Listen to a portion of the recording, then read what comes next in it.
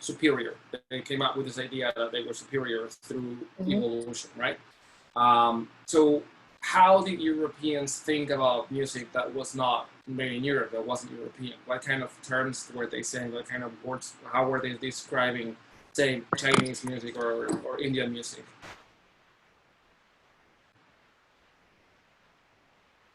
Jayla, you muted yourself.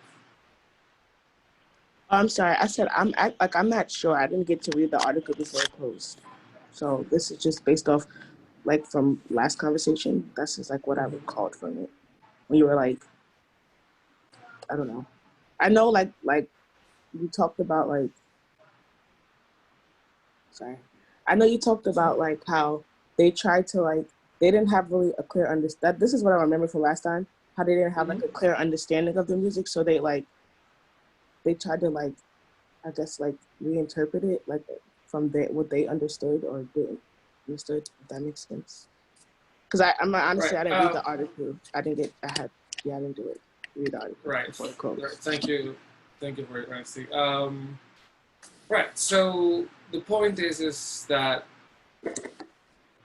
there was this theory going around that the fittest, the most apt, the strongest species survives and therefore is superior to competing species. That was applied to the natural sciences. When it's applied to society, it's applied to culture, there is this moment in which those who are talking about those theories, so European thinking, apply it to say their own culture, right? So they see their own culture, of course, not as a culture that is not developed, but they see their own culture as the sort of end result of cultural evolution, right? Where cultural evolution does not exist. So, in that regard, when European thought was confronted with with other peoples, like when you read in the article, black people who were either Americans or from Africa, they all thought of them as backward. They all thought of them as primitive, irrespective of what was happening at the moment.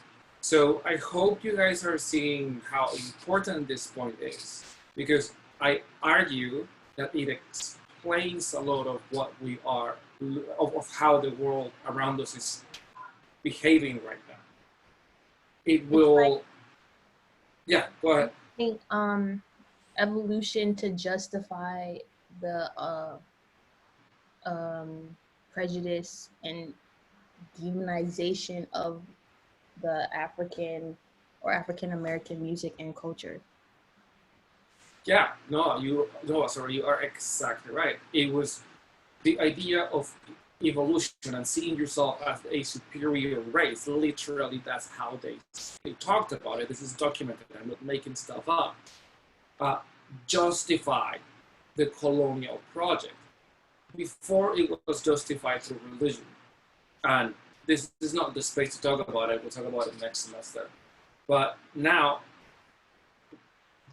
European colonizers saw that it was their mission in life to civilize these people who were supposedly scientifically inferior. Obviously, that's not true, but that's what they were thinking, and that's what sort of made colonialism go to the lengths that it did.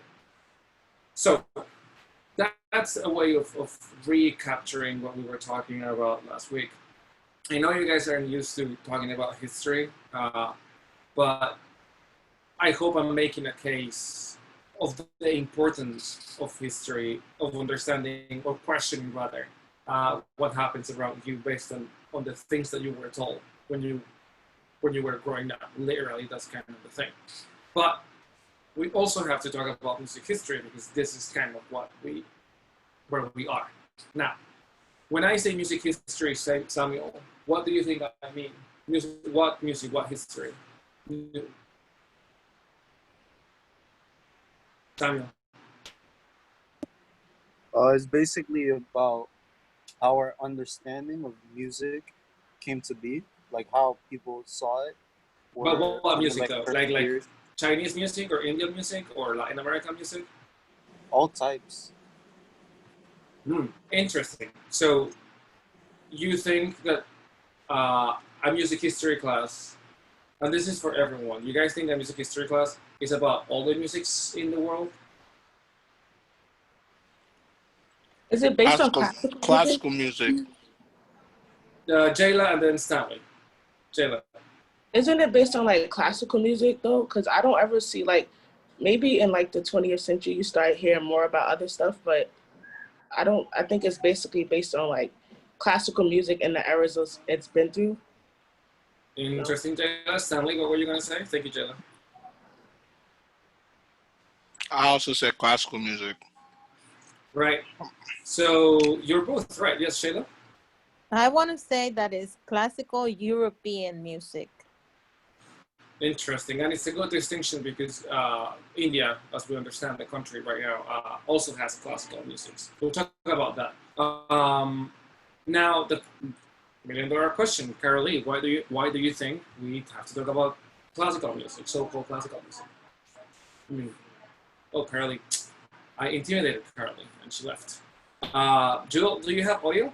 Sorry, do you have? Can you participate? Can you hear me?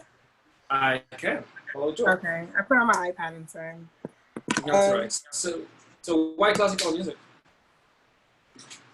Honestly, I don't really know, but I always thought because of everybody just always said it was the bass, as in like once you know like how, because in classical music it's usually also in Italian, which also goes back to a lot of the words that we get in music. If you get what I'm saying, like our music vocabulary a lot comes from Italian, which comes to classical music. Right. Jewel, That's why it was just since you, but I don't know if you remember when you were a freshman, and we actually talked about this question of why classical music, and the answers back then that I needed you two guys to understand, and that I want to share with you since you guys weren't with me from the beginning, is that in a way we study classical music because that's kind of the way it is in music academia. It's not a great answer. It's not the most elaborate answer, but it is the most honest answer. Music academia and music has been about 100+ years of history worth of studying classical music under the guise of evolutionism. So when I say under the guise of evolutionism, I shouldn't have to explain myself, but because we now we're talking about this, but Nova, when I say under the guise of evolutionism, it's why we study classical music. What does that tell you? I feel like a light bulb has just gone off in my head because I feel like us having to study classical music is just continuing the like white supremacy in a way, because I feel like it goes hand in hand with colonization, and we can't say that classical music is the base because there's music before classical music. And alongside classical music, by the way. Right. So I feel like it's kind of like it's I feel like in a way it's kind of messed up. Yeah, I actually wholeheartedly agree with you, Nova. A lot of the issues of music academia is that the system itself, the reason why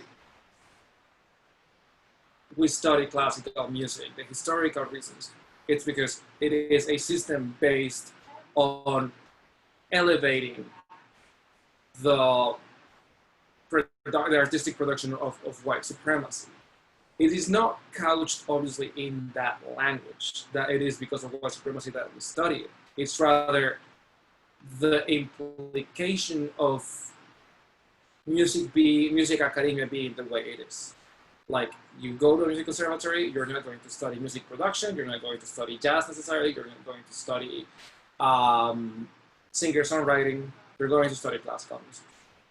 There is some base of this, but what I want you guys to get at is that we're not just studying this for a few reasons. One, because that is the way the system is built.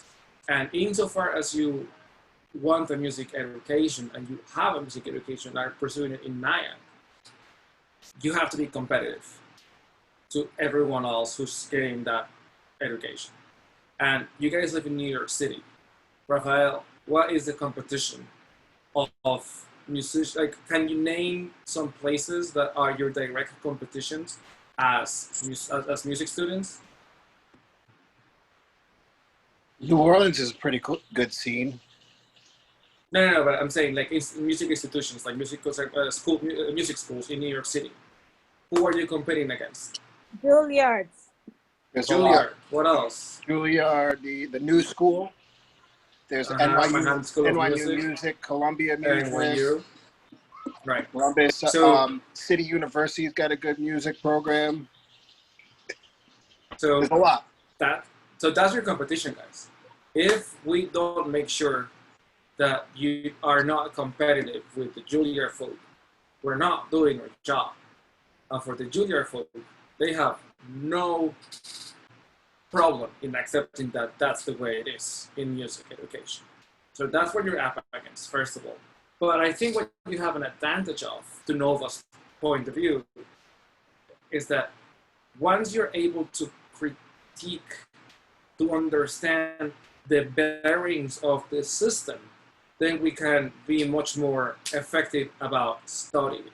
Because at the end of the day, you have to know the stuff. The expectations of a music degree is that you know who Arnold Schoenberg was. Does anyone, I don't expect anyone to know who Arnold Schoenberg is, but has anybody heard that name before? Yes. Raphael has. Who else? Who else? I have. You have? In what context, Nova? I've heard it in another class that he was a composer. Mm-hmm. A lot of music. Yeah. And that he is someone to be studied. Exactly. So the expectations that you should know who that is. Now, my job right now in today and on Wednesday is to drop names and drop some pieces that you should know. Make sure you take notes about this, and then we keep on criticizing this whole structure. Now, there is another reason, or rather, there is another way of looking at this, and it's we are not really studying the history of classical music per se. We're studying the history of tonal music. What do I mean by tonal music? I mean that of all the music that you listen to, all of us here, all 9 of us here, unless you are listening to either Arnold Schoenberg or non-Western musical traditions, we are listening to tonal music. I don't even have to have a definition for it. This is our common language. So we are studying the history of how this common language came to be. And it came to be through Europe, not because they were also smart. It's because alongside the development of ideas and the process of colonization that Nova was referring to, these musical systems established themselves in this continent, right? So as a Latin American person, I don't care about being Latinx or whatever. As someone born and raised in Latin America, that is my heritage. It's not classical music. It's how those systems traveled. Those who identify as African Americans in either before or after slavery, that's also part of the heritage. That's also how blues, jazz, ragtime, and all these genres developed. Not because of classical music, but alongside. People who were able to pick up an instrument and develop their own language around that instrument. Also through what they already knew from their own musical ideas. So today and Wednesday, this is a nuts and bolts type of lesson. We're going to talk about Europe, and we're going to talk about the stuff that you need to know if you are a music educator. This is very important, music education major, because this is the kind of stuff they ask you in the state exams. So pay attention. If you are not, but you think of making a living as a musician, I promise you that a lot of that is teaching, and you never know when you will be in front of people that expect you to talk about this. So please pay attention, and without further ado, I'm going to start. Any questions, by the way, about what I'm saying? Any final comments? No, but thank you for your comment. I think that was a very important comment to make. But any other issues, any other comments? Going once, going twice. Right, let's start.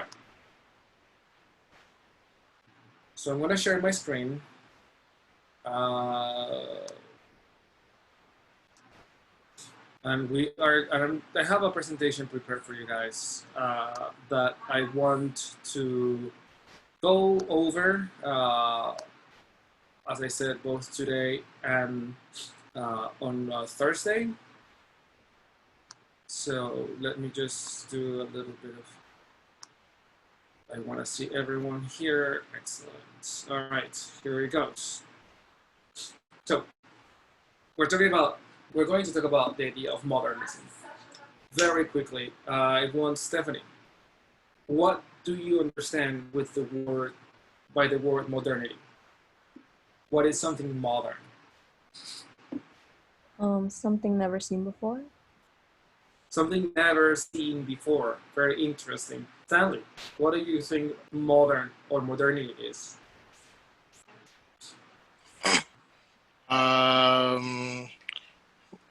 It's like something popular in the present. Something popular in the present. Yeah. That's very nice, actually. It's very concise. Now, let me see. Shayla, when you see modernism as opposed to modernity, what do you think that implies? Something that is advanced and developed. Something that's important. Something that is advanced and developed. That's actually a very good, good way of entering this. And let me elaborate that. Jazz, as you read in the 1920s, was seen both as modern and primitive. We've already discussed what the primitive aspect of jazz was. Now let's think about this. What are the modern aspects of jazz? Well, it was seen as something new. It was seen as something never seen before. It was seen as something that was the product of the moment in time that was happening in Paris at that moment. Now, interestingly enough, modernism is not part of jazz, and jazz is not part of modernism. So, note number one, you should be writing this down. When we talk about music modernism, we talk about a very specific era in which a few styles of musical composition came about. And that's what we're going to explore, right? Now, very quickly, the context in which this modernism of musical modernism came about, it's something that we've discussed so much already. Right? We talked about Darwin and Darwinism and how his biological theories were applied into the cultural instances and how massive that was, right?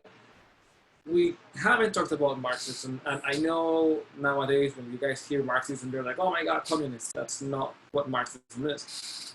Marxism is a theory of economics in which he studied how does money acquire value. Why does a $1 bill, for instance, is worth less than a $10 bill? Now, and taking that into account, then he started to understand historical processes as dependent to people's material realities. And when I say material, it's literally things. How people bought stuff, how people labor for stuff, how monarchies developed wealth. all of that stuff. It is dependent on things, right? So that's what is called material, historical materialism.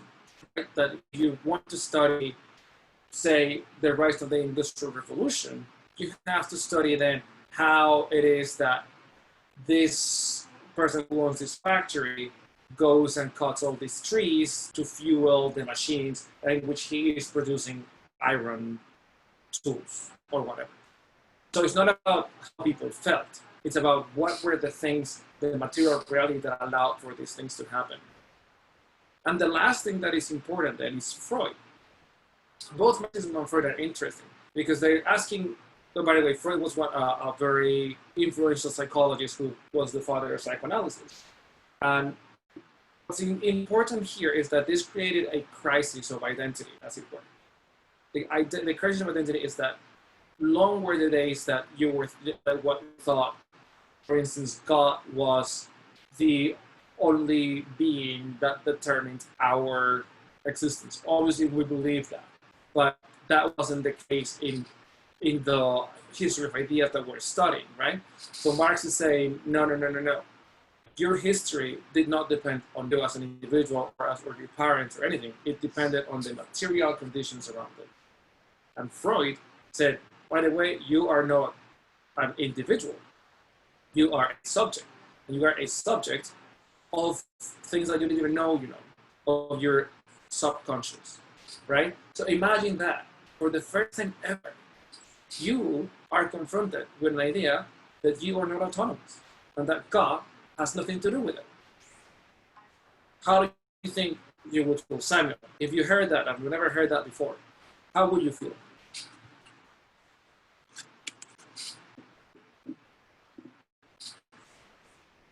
Samuel.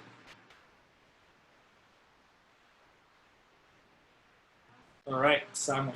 No, Samuel. Let's see, Rafael. How would you feel if you've never heard that you were that you're not a person, you're not an individual, you're a subject? Maybe I guess I could feel like what's my reality then? If that's what my whole life has been led to believe that, then what's real anymore? I mean, I'd be confused about everything. I would challenge out. Exactly. Exactly. And arguably, that's what people who haven't heard of Freud and read about him feel. They feel disillusioned. They feel confused. And this is something that gripped Europe, to give them some credit, in what was happening. So this sense of disillusionment was provoked a whole bunch of artistic movements. Also, wars were quite a thing, and there were a series of revolutions in Europe in the late 19th century that added to that anxiety, right? Technology added to that anxiety as well.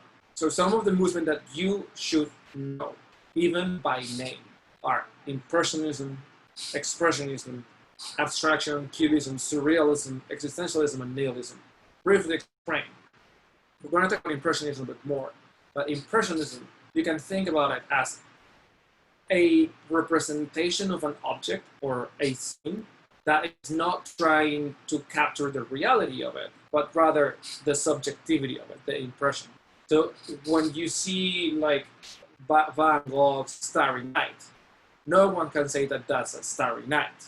He's not trying to give you a replica of Starry Night. He is just giving you the impression of it, right? Expressionism is quite the contrary. Is to sort of create art that really loudly expresses your innermost issues. And the issues, I'm not saying necessarily love. It was quite angsty. Abstraction, or if you think about all of those sort of pieces of art that consist of lines and smudges and things that seem something but are not, that are very abstract. That's the other thing, right? Cubism associated with Picasso, in which shapes that you normally recognize were made sort of deformed by arranging them into angles.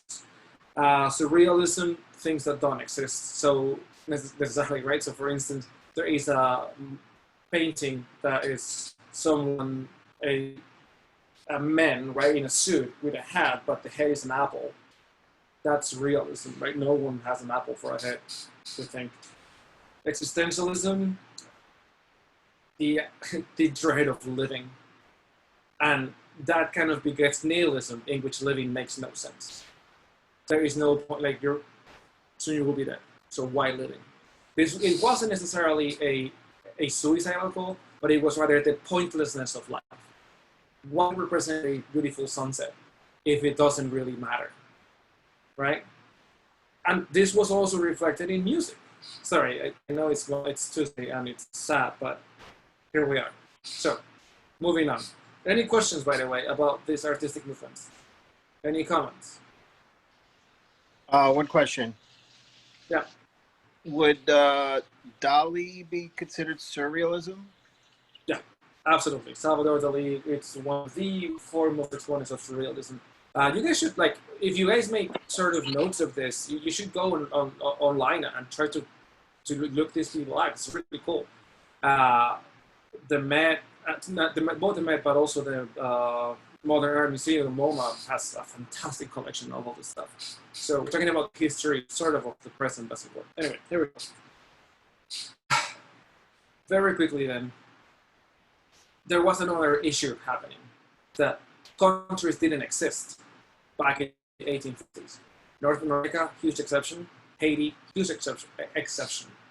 The rest was like something of a product of people figuring it out. France was an early democracy, but it kind of pivoted between sort of having an emperor, having an aristocracy, going back to, it was very complicated. The point is that we think of Italy, we think of Germany, we think those countries are really old. Look at the dates, right? 1861 for Italy, 1871 for Germany. That is not very old, right? So the point is that how do you create a country? So let me ask Jayla. We are looking at the California fires in a really concerned way because we think it affects us. But Jayla, have you been to California? Have I been? Yeah, I have. Right. And since you have been lucky to be in California, and I have to, and it's one of my favorite places in the world, we also haven't been to the whole of California, nor we know all of Californians, correct? What? Right. So it follows that why do we care for a place that we don't know, or for people whom we don't know? You said, why do we care?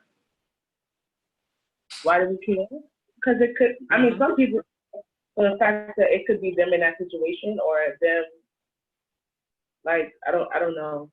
Because in a way, it does affect all of us. Because if you don't fight for something that's happening somewhere else, when it comes to you, how do you look fighting? But when it wasn't, like, around you, you didn't really care about it.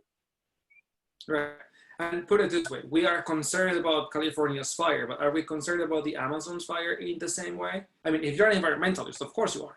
But if you're not, what do you think about the Amazon fires, like how people see it? Do you see that Americans feel closer to Californian fires or closer to fires in the Amazon? I feel like California is more home than. And you're like breaking up. Like you're talking and it's like you're flying. It's very hard to like understand. I'm having a hard time understanding you, Jay. I think your internet connection is a little, it's muffling your voice. Anybody else having that issue? I know I'm having that issue with you. I don't know if it's my connection or you, because I've been on Zoom all day. Right. Can you hear me now better? Yeah. Okay. Yeah. Cool. So anyway, going forward, then we care more about Californian fires because it's in the United States. So what? How do we develop? Was that? Nationalism. Okay, thank you. So what? So what's the big deal, right? Like, why is it a national tragedy that's happening somewhere else affect us? Well, because we understand California as part of this place called the United States, which only exists really in our imagination. It doesn't exist anywhere else, right? There are laws, there are perks, there are issues, but at the end of the day, it only works because we make it work. But to develop that sentiment of trying to make it work, then you have to create something. So, for instance, the national anthem, it's music that represents the United States.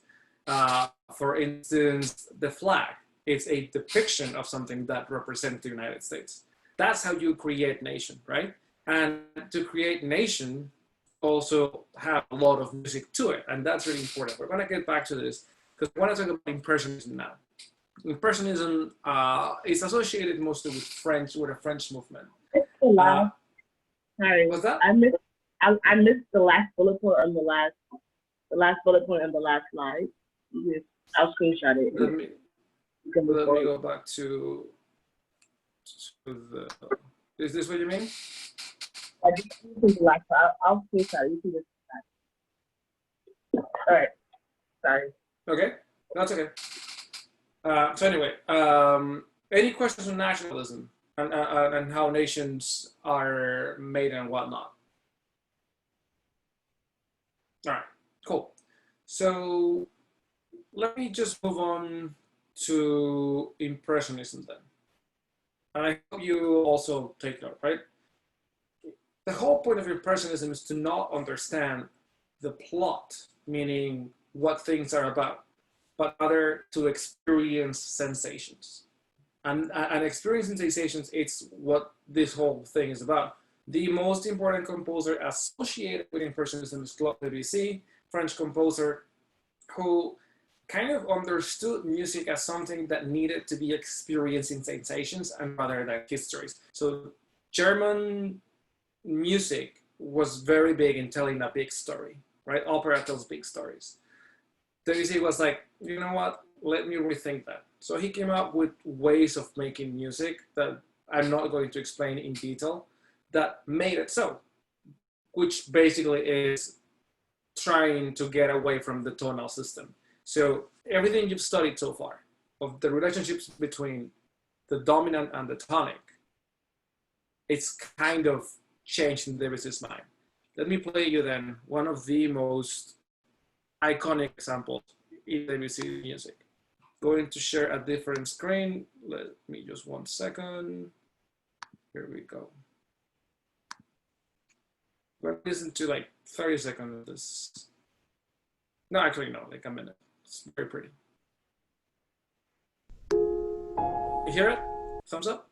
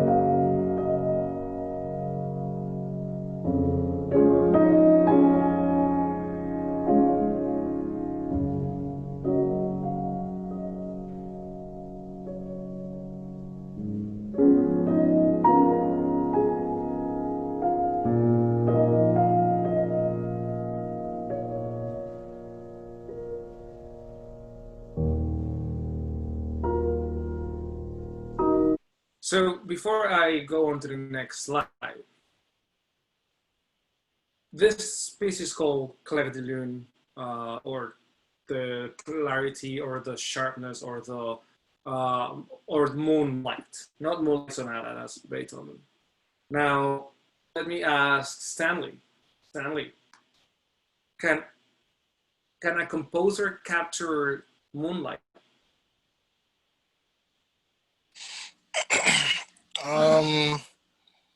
It depends how you look at it. Like if you listen to a song and like and like you really like close your eyes and think about it, like that's what pops in your head when that's what you're listening to, then maybe yeah.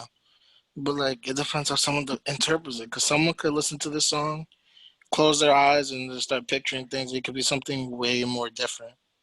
It could sound, it could feel more tragic to others, and so other people could sound like more like joyful. But it depends who's listening. Interesting. You're basically referring to sensations because sound cannot capture literal interpretations of images like moonlight. Last exercise on impressionism, Shayla. I believe this picture that you're seeing on your screen is Van Gogh, but I don't know because I didn't look at the video if they get credit to the author. But this is classic impressionistic painting. What do you think is being depicted here? Sorry, Professor, can you repeat the question again? Yeah. What do you think is being depicted in the picture on your screen? What scene is this? Okay, so you're saying what is the impression on the portrait? No, not really, not the impression, rather, what is this? What is being, what is the drawing here? What does it What I make you? interpret is Oh, you got muted, Shella. I interpret not only light from the stars, but also the light from the city, like a very vivid city where there's lots of energy, lots of things going on at nighttime. And what's this that I'm pointing at with my cursor here? Where I don't see where you're Do pointing. you see my? Do you guys don't see my cursor, No. or like rather towards the center I of the see it. picture, but at the bottom? All right, let me What? see. Oh, I The see. boat. The boat. It's a boat, right? So it's a boat, and the scene is like in the middle. It's not in the middle of the water. It's probably on a bridge. Now, Shayla, is this an accurate representation of a night at the river, or is this an impression of how a night at the river feels and looks like? I think it's an impression of how a night at the river may feel, as Stanley said. Exactly, may feel, because the beautiful thing about impressionism is that it leaves it up to the interpreter, right? Yeah. And it captures a mood. It doesn't capture a picture. Thank you, Shayla. That's very nice. All right, moving on. So that's the idea of impressionism. There is a lot more to it, but I'm sorry. Let me share my screen. I forgot to do that. Yes, Rafael.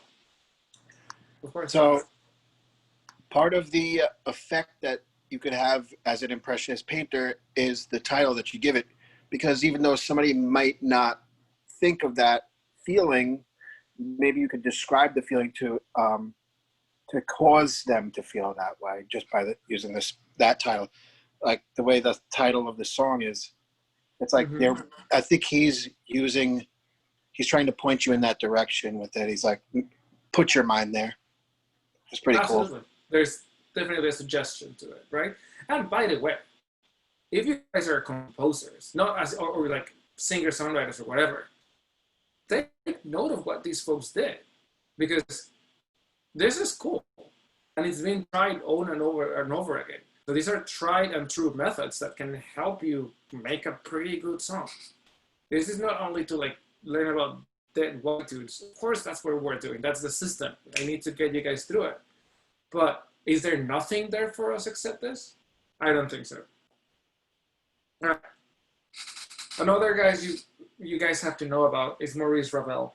Very quickly, he is categorized as an impressionist, but not everything of him is impressionistic. For instance, he borrowed a lot of techniques from German pianists, particularly Liszt, Franz Liszt, whom we're going to study next semester. He also not only looked at the other from like an exotic way, but he looked at earlier forms of music making, especially in France, in order to compose more things. So he's very famous for composing Baroque inspired pieces in the contemporary style, right? And finally, he also looked at the other from the way Parisians were looking at the other. So, for instance, we are lucky that we live in New York, and we live amongst every possible nationality, probably. And maybe it has happened that you meet someone, I don't know, I'm Colombian, and I meet someone who is from Senegal, and they're like, hey, come jam. And you're bringing what you know as Colombian, they're bringing what they know from Senegal. And that cosmopolitanism comes out in a musical product. We're not calling that cultural appropriation. We're not calling that anything else except what's happening. It is an attitude of life. It's an act that happens in a cosmopolitan city. Now, it's more problematic with classical music, but Paris was like New York, and that's my point. People who lived in Paris in the early 1900s were exposed to the world in a way that no other city was. So people like Debussy and Ravel based a lot of their music on ideas of otherness because they were in touch with that in Paris. I'm going to play one piece of music by Maurice Ravel. You all have heard it. And then we're only going to talk about nationalism real quick, and we end this conversation in hopefully the next 10 minutes. So let's take a listen to Ravel's Bolero. Has anybody here heard Ravel's Bolero? Or of it, at least. Maybe you gotta play it first. Yeah, I think I heard I it. shall play it. Awesome. I shall play it. Let me find it. Here we go. Okay, here is the screen. And then let's play this guy. So check this out, guys. I can't see you, so let me just stop this for a second. Now, the point of the Bolero, as it's loading on my computer, sorry to stall, but technology is kind of letting me down right now. Okay, can you guys see it? You can't hear it, but you can see it. That's fine. So this is what I want you to do. This is 70 minutes long. We're not going to listen to the whole thing, but I want you to pay attention to one thing. It starts with two instruments. And the melody that you hear at the beginning is basically it.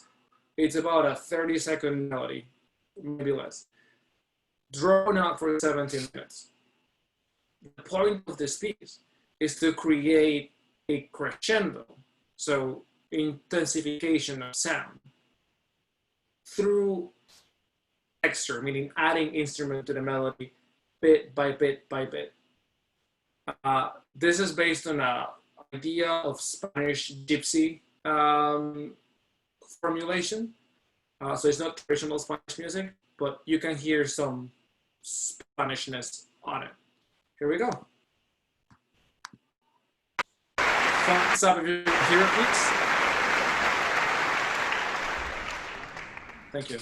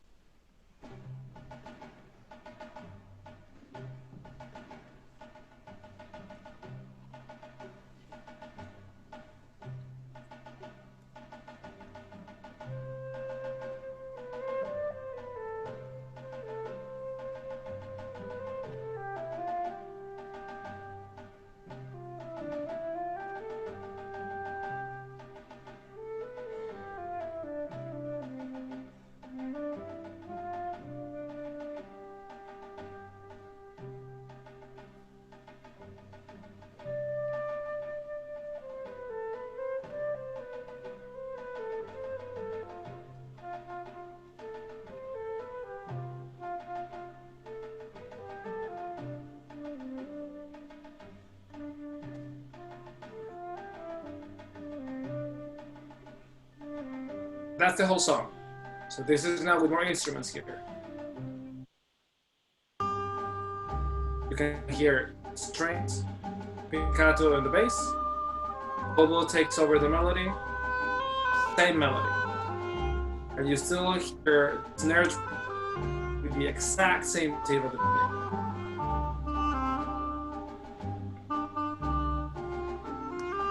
Here you go, now you have it with the saxophone.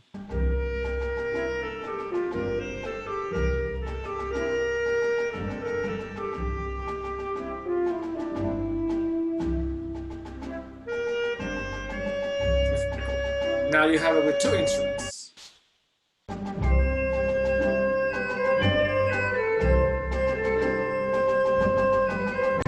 Brass, right? So we got the French horn and two piccolos, right? It always sounds louder.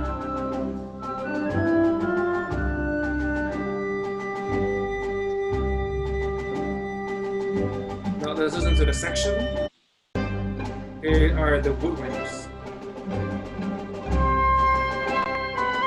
And I hope you can appreciate how much louder it gets, right? This is crescendo. We are in minute 8 of a crescendo. And we're gonna go through the whole orchestra. Sorry, this is the woodwinds. Little strings. Strings are just accompanied with clarinet.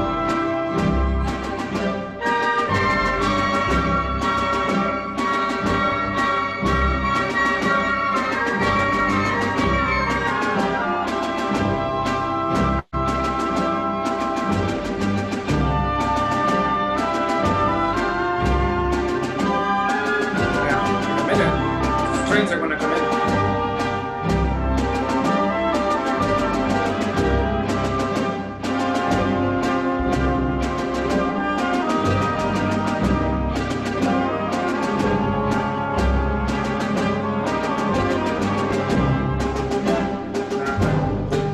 One of the full crescendos.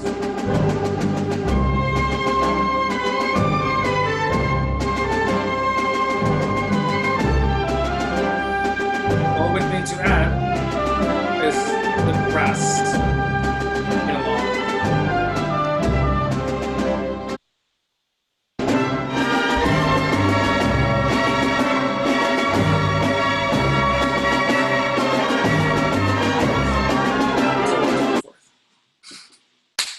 So,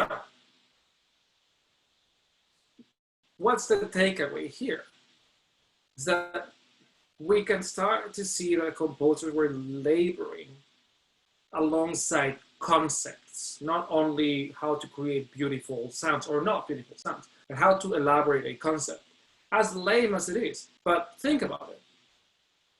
Can you successfully create a long piece of music that is literally about the texture and not the material that is supposed to tell a story? We go about, again, with the idea of sensation, the sensation of the music, not so much the understanding of the music. Does that make sense? Awesome. Let me ask, okay, so last thing then. We're going to talk about nationalism, and next Wednesday we talk about, on Thursday we talk about modernism a bit more in earnest. Okay, I mean, it's all modernism, but we have to talk about the avant-garde, as it were.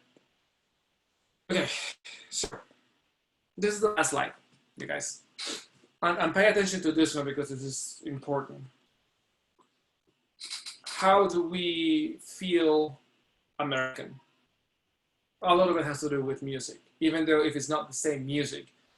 Arguably, the most American music right now is hip-hop, because not only it's found everywhere in America, but a lot of people from across the racial divide and even the economic hierarchies really gravitate towards it.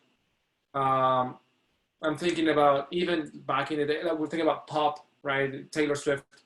It's a little bit less generalized, but back in the day, Madonna and Michael Jackson were American. They read American. They made people identify as American. However, in the late 19th century, when making up a a country was the task, and to make you feel American before mass media, people decided to do one thing, and this is something that is very important, because evolutionism, we'll go back to evolutionism, and we'll go back to it because it was the most radical theory of the 19th century. It was the most important theory. It was the one that made a lot of things happen. So in evolutionism, the whole point is that people live in the present, in Europe, in the cities, and are the most advanced societies. But in Europe itself, they looked at the countryside as people who were a little bit behind, as people whose music was the authentic music of the land, right? So what musicians used to do, sometimes even paid by the government, was to go to these communities, rural societies, and countryside and farms, and transcribe or record their song and then make it their own, right? Like stylize it. So in here, we have one very important example from Spain, Manuel de Falla. That's the last bit I'm going to play. But the idea here is that he was trying to make Spanish music less exotic in the eyes of, say, the French and the Russians, right? And he did collect a lot of peasant music to sell it as Spanish. Ralph Vaughan Williams in England. Again, write down these names because you are going to need them, as I need them now, right? He was inspired by both the UK's and Britain's vast choral and sort of like all the repertoire around hymns and hymnody, right? And English folk songs. And then you have people in those, Janicek in former Czechoslovakia, Jan Sibelius in Finland, and Rachmaninoff and Scriabin, among others, in Russia, which is a bit more touchy. But the last thing I wanna play you then is one song by Manuel de Falla that sort of exemplifies the idea of nationalism in that tradition. I am going to say a word about it, and then we're all set. So let me share that screen again.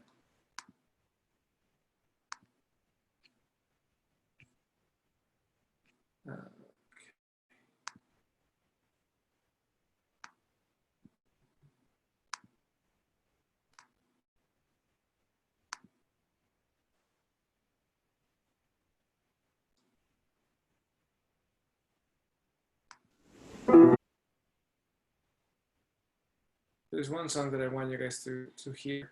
So in this song that's coming up, I want you to hear a couple of things. I want you to hear how the piano is imitating the guitar. And I also want you to hear how the singer is supposed to sound like a classical soprano. And she sounds like it. But there are things that are not really classical in the way you understand them. Here we go.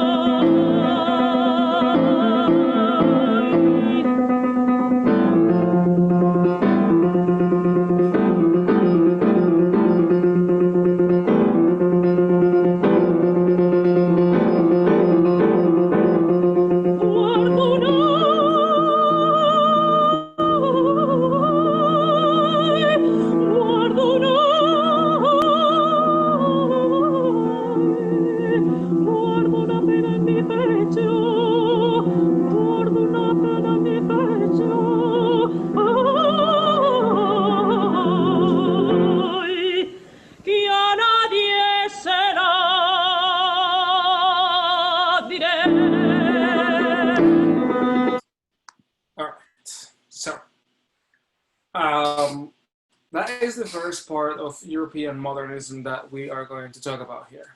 The one thing that I want you guys to...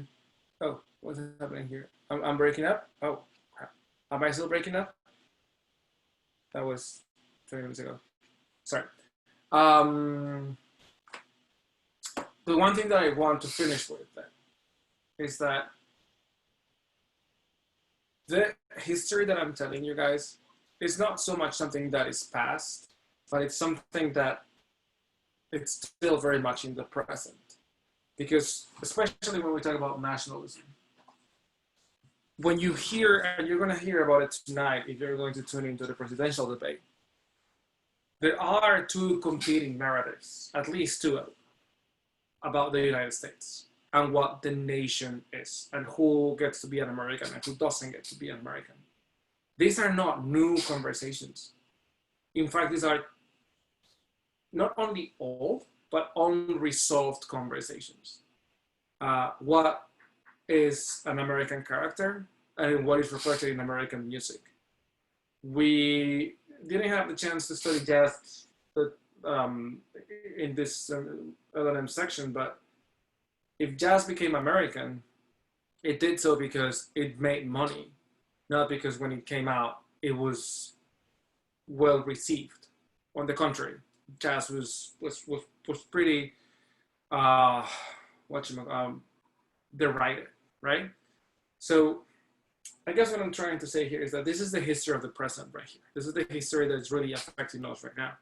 And you're seeing the beginning of those debates. So in that regard, I want to sort of leave you with that thought that, yes, this is a project of sort of knowing European society in a way that maybe we don't need to, but also it's part of how the world is working around us.